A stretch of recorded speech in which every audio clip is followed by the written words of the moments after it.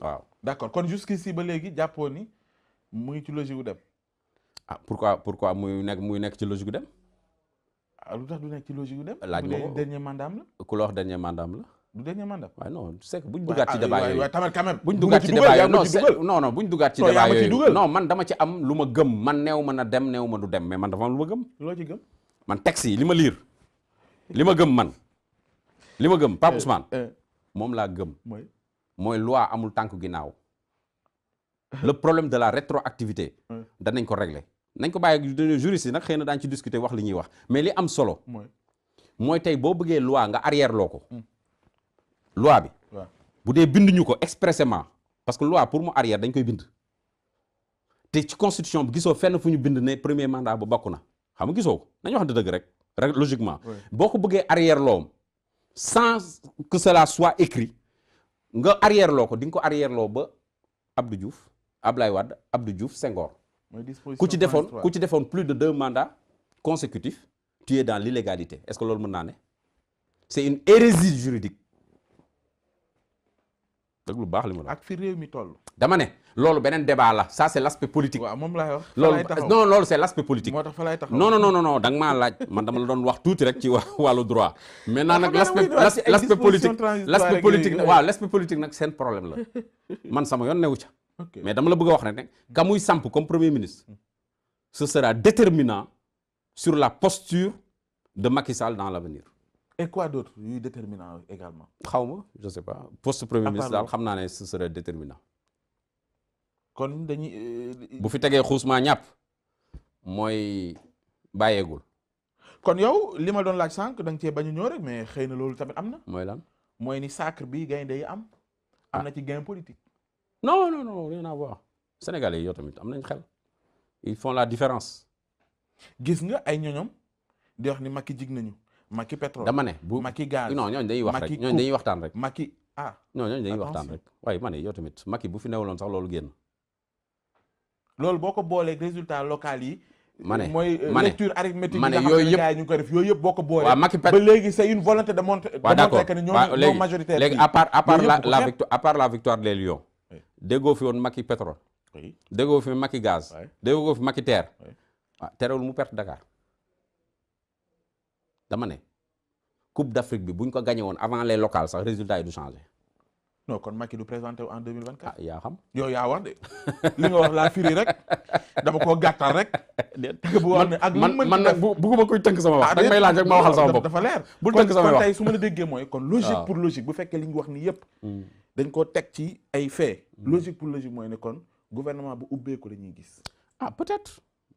moi rien ne me surprendrait. ubbeeku mooy dégg nga. non man rien ne me surprendrait. xam nga man ne ko Khalifa Sall yaay premier ministre. non loolu sax peut-être que ce serait trop avancé mais xam nga man am na loo xam ne li ma gën a yitteel ci yëf yi. nañ tontu préoccupation sénégalais yi. mais d'accord mais tontu bi d'abord ci foofu lay. xam nga lu may bañ. mag politique ay rocci benn opposant dugal fii rocci benn waayu société civile dugal fii pour affaiblir l'opposition ou bien affaiblir cette société civile. mën naa ne bu dee ci mag boobu la nekk ak damier boobu vraiment il s'est fourvoyé. su bëggee damm wàññi doole yeewi fan lay jaar. ah mais xam nga jox naa la exemple. tey boo demee duggee yeewi ne fa saraax am ñoo yeewi génnee mel na ko dugg ci gétt. yeewi ay gàtt yeewi ay gàtt génnee waaw defal naa nga may expliquer rek waaw léegi yow non man dama tudd ay tur mais dama la bëgg a wax rek boo duggee ci gétt ga yeewi ay gàtt génnee dégg nga wax ji taxul nga tontu sénégalais yi lañ wax parce que sénégalais yi ñoo xool liste yeewi xool sa liste choisir ñi leen neex mënoo ci dara kon nag nga dem di jël waa yeewi di indi rek di loolu man mag boobu laa ne loolu amul njëriñ. c'est pas le plus important. kon Idrissa rek war na koo doy. le plus non du question Idrissa Seck amul ko benn plus-value. la preuve non waaw voilà parce que Idrissa Seck bi nga xam ne mosta perte ci Thiès. lëm ànd ak Macky Sall tax mu perte Thiès jàngat weesuwul loolu. ça veut dire que mag ak coller ay nom tur diw jël naa ko diw ay tur c'est pas ça la réponse c'est la préoccupation des Sénégalais Pape Ousmane bu xëyee war a jox nu mu tëdd waa këram ndekki mais mu am ko loolu laay wooyee répondre aux préoccupations des Sénégalais ñi war a xëy ñu dimbale leen ñu xëy am liggéey ñu am liggéey ñu consolider liggéey ya ñay fayeeku la ñuy fayeeku doy leen pour seen bëgg-bëggu njaboot est-ce que comprendre nga te enseignants yi nañu wàññi seen ay prime rek la ñuy laaj kenn mosu see laaj sama salaire ñëwul amul benn weer bu dee te enseignant amul salaire am ay avantage ak prime la ñuy laaj. loo bëgg a wax foofu. waaw li ma bëgg a wax foofu ñoom itamit nañ xool mbir yi nañ koy doxale parce que ñoom rek nekkuñu Sénégal am na ñeneen ñoo xam ne ñu ngi fii ci réew mi ñoom dañ leen jàngal bañ toll fi ñu toll nañuy oyofal xool la mën a nekk ñu am ko ren déwén ñu wutaat leneen parce que revendication syndicale du jeex mukk waaye taxaw mel ni ñoom rek ñoo nekk ci Sénégal di verrouiller le système scolaire aussi kenn du ko nangu. ah oui chantage bi dafa doy. chantage la ñuy def man maa ko wax li ñuy def dafa doy kenn mosu see toog sa salaire ñu wàññi ko kenn mosu see toog sa salaire jotuloo ko li ñuy laaj yëpp ay prime la ak ay avantage waaw ña amul prime am avantage nag commerçant bee toog fële di jaay njëg yi yokku amu ci pexe taxes yi yokku. sunu gars yi jox nañ leen prime moom. waaw 50 millions. mais dara. foofu laay jeexalee sax dañ ko mérité. mais pàccoo bi war nañ cee mën a joxaale ministre de la république. pàccoo mooy lan. prime yi moom war nañ ko ci mën a jox. lu muy doyee prime. il est payé pour ça. mais. non il fait pas partie du staff. ça c'est le staff Abdoulaye Seydou Sow. ma ne staff technique la ñu wax moom par décence waru ko laal. Abdoulaye Seydou Sow. bu ñu ko joxee 50 millions par décence waru ko laal. bien vrai que moo jiite football amateur. mën na nag jël 50 millions jox ko waa football amateur. mais loolu xaaruñ ko foofu xam fu ñu koy xaar. parce que 50 millions c'est à titre individuel. ay jël naa ko joxaat ko waa kii ak xëy na 45 yi nga leen jox ak wala 10 nga leen jox ak xam nga loolu maa ngi yow duñ ko mën a vérifier bu mu ko laal.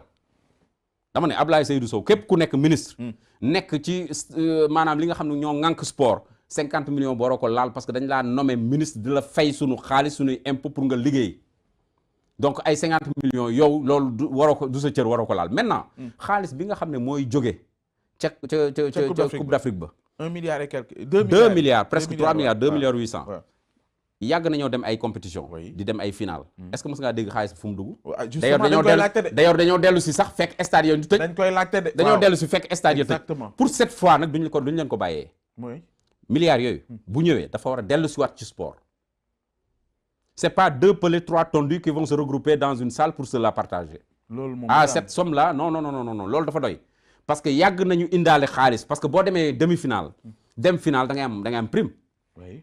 dafa am xaalis booy jot. ci kaaf moom boo ci xasee dugg moom. da ngay jot xaalis ci kaaf. bi ci gën a tuuti sax est-ce que mos ngaa gis quelques millions. est-ce que mos ngaa gis ñu ne xaalis bii bañ demee Bamako bañ demee Égypte bañ demee fële feneen ak feneen bokk ci Coupe d'Afrique ba ñu ñibbisee lañ ca am bañ demee quart de finale dugal nañ ko ca lañ tabax stade bii mos nga ko teg sa bët.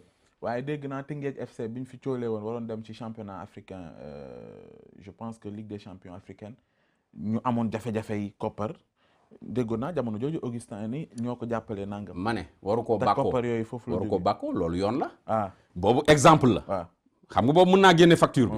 waaw na génne yeneen yi. kon yaa ngi xaar ñu ndëppal waa fédé. non waa fédération. dama bëgg centime après centime. fu xaalis boobu nar a dugg. nañ ko wax.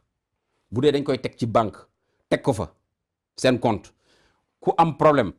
mbaa ñu ciy jàppale football amateur mbaa ñu ciy jàppale ay nu mu tëddee li nga xam ne mooy yeneen forme de discipline yi. sportive mën na bañ sax yem ci sport. football rek discipline bu ñu ci war a mën a jàppale. parce que yàgg nañ gis fii ñu ne suñuy ay karatéka wala ay ñi dem dañuy bëgg a voyage mais amuñu sax billet pour dem participer à des compétitions. mais le ministre des sports c'est pas le ministre du football. c'est pas le ministre du football c'est le ministre des sports. donc de ce point de vue là war nañu xool. mu am benn arbitrage. boo xam ne sport benn pàcc ci sport am na lu mu indi. waa sport yëpp bénéficié wu ci. d'accord fi may daanele Pape Ousmane dafa am solo mooy li ma njëkkoon a wax. décorer nañ Lions yi. élever leen. ci grade li nga xam ne mooy ordre national du mérite. am na solo du Lion du moins ordre national du Lion. maintenant dama bëggoon ñu élargir ko. parce que football bi processus la. ok am na ñu fi newoon newatuñ fi. ku mel ni Lamine Diack. ku mel ni Mawade Wade. à titre posthume dama cité ñooñu rek am na ñu bari. ay Joseph Koto et cetera am na ñu bari Jules François Bocandé. ay Bruno Metsu. gis nga ñooñu ñëpp. dañ leen waroon tey décorer au même titre. comprendre nga ah à titre posthume ñi nga xam ne ñu ngi dund ba léegi. yàgg sonn ci sport ku mel ni Laye Diaw. keroog gis nga ko discours am ak keneen ak keneen. ku mel ni Laye Diaw par exemple war nañ ko honorer. sinon si on ne l'a pas fait on doit le faire bon j'ai pas suivi ba xam def nañ ko wala defuñ ko mais yaakaaruma ne def nañ ko. mais buñ ko deful dañ ko war a def. te boo remonté ci ñi nga xam ne à titre posthume Alassane Ndiaye Alou. ñooñu ñëpp à titre posthume liggéey boobu ñooñu def tey mooy résultat bi ñu récolté tey. parce que ñooñu yëpp processus la. jële ko ay années di ko xeex. di ko indi ba mu yegsi donc damaa bëgg ñi nga xam ñoo doon yëngu ci football yëpp. ñuy dund wala dundatuñu dañ leen a war a honorer ci parti boobu. am na solo te dafa am solo loolu. leneen lu ma bëgg ñu jeexalee ko mooy inquiétude Guy Marius Sagna ci suuf si. non Guy Marius Sagna il fait du populisme quoi na bàyyi yooyu ay inquiétude Guy Marius Sagna non maa ngi gis Birahim Seck Forum Civil di ko gën a dëggal. non xam nga nañ bàyyi yooyu quoi. xam nga nag lii nag mooy politiser. lii nag mooy politiser. amuñu inquiétude xool ni dama ne waaye yow amul leen lu ci waaye non moom il est qui pour s'inquiéter toi toi-même tu peux t'inquiéter. ouais mais il l'a fait. mais non mais et après. duñ ci bàyyi xel. da ko jox légitimité. da ko jox légitimité. ban légitimité la am. non mais il est sénégalais. mais pas plus que toi. non je n'ai pas dit ça. alors. mais Pape bu ko Ousmane waxee am alors Pape Ousmane. ay waxtaanu grand place am il n'a qu'à garder ça pour lui-même.